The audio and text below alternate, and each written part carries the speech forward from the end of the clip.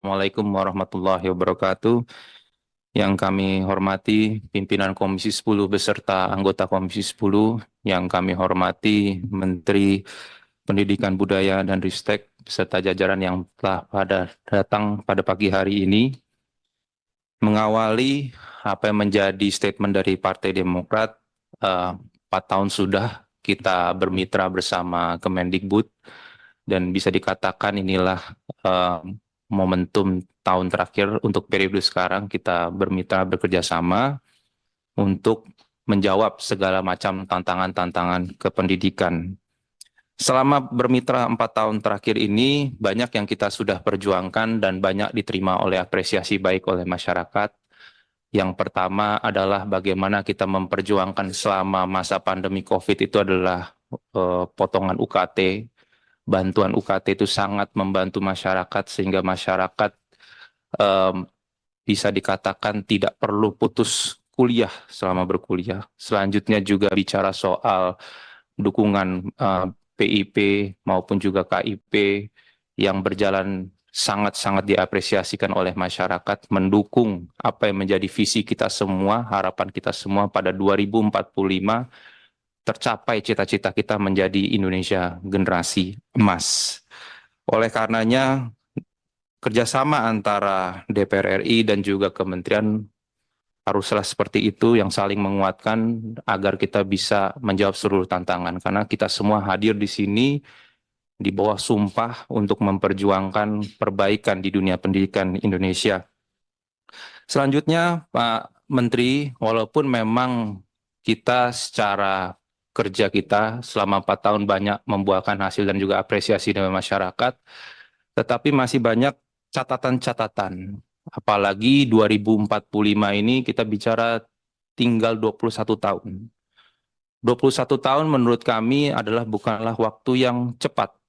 Ini bukanlah waktu yang lama, mohon maaf, tapi merupakan waktu yang cepat. Kalau kita tidak bersiap-siap dalam hal menginvestasikan yang terbaik untuk pendidikan Indonesia. Beberapa catatan bagi kami dari Partai Demokrat yang bisa di-highlight ataupun diperjuangkan untuk periode berikutnya dan juga anggaran berikutnya adalah bicara, ini saya juga mewakili rekan-rekan kami di 3T, tapi menurut kami juga saya yang memiliki daerah pemilihan di Jawa Tengah juga merasakan soal ini. Yang isu pertama adalah guru, Pak. Kesejahteraan guru ini masih perlu kita tingkatkan karena momentum lompatan besar pada pendidikan itu kuncinya di guru. Kalau bicara soal akses kepada internet, akses kepada buku, kita bisa sampaikan itu adalah semacam percepatan. Tapi inti dasarnya adalah guru. Dan banyak kita masih temukan di lapangan, guru-guru yang lolos P3K ini belum menerima SK-nya sampai saat ini. Ini tolong menjadi perhatian bersama.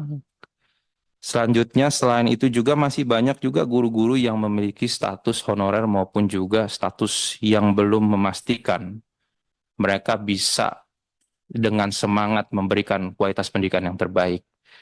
Kita tidak bisa berekspektasi tinggi tentang bagaimana suatu pendidikan itu bisa dibawa di ruang-ruang kelas dengan memiliki kualitas yang baik, kalau misalnya kebutuhan dasar saja tidak kita bisa penuhi. Selanjutnya, Pak Menteri, ini juga yang kita alami di lapangan adalah berkenaan dengan soal digitalisasi, bagaimana banyak program-program dari kementerian, pelatihan-pelatihan itu melewati daring. Padahal banyak sekali di daerah-daerah ini belum terkoneksi dengan internet.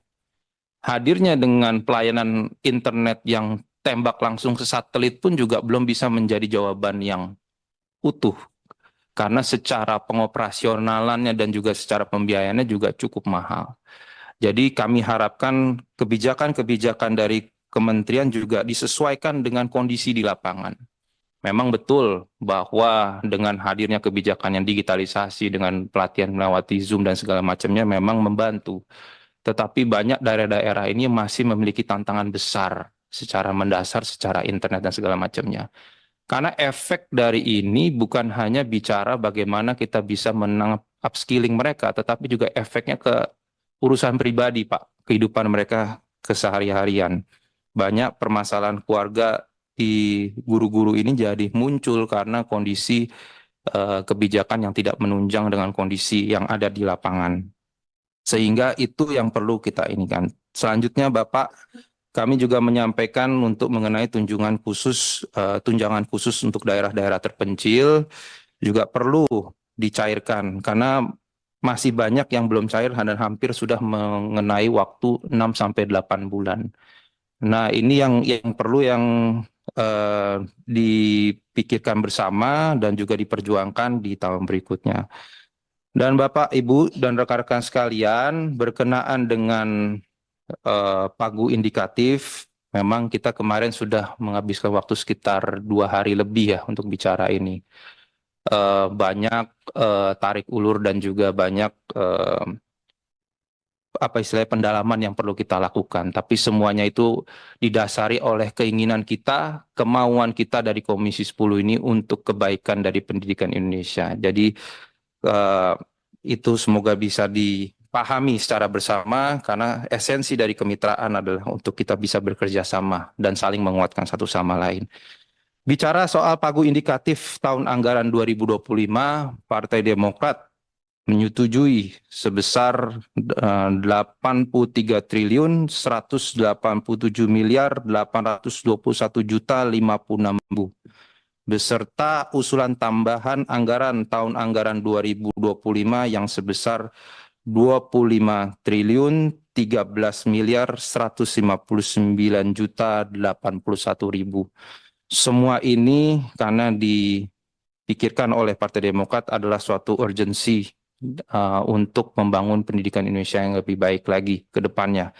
Kami harapkan bahwa pelaksanaan kegiatan pagu anggaran Kemendikbudristek ini dilaksanakan dengan baik sehingga menciptakan kesejahteraan dan juga kemajuan yang pesat dalam dunia pendidikan Indonesia.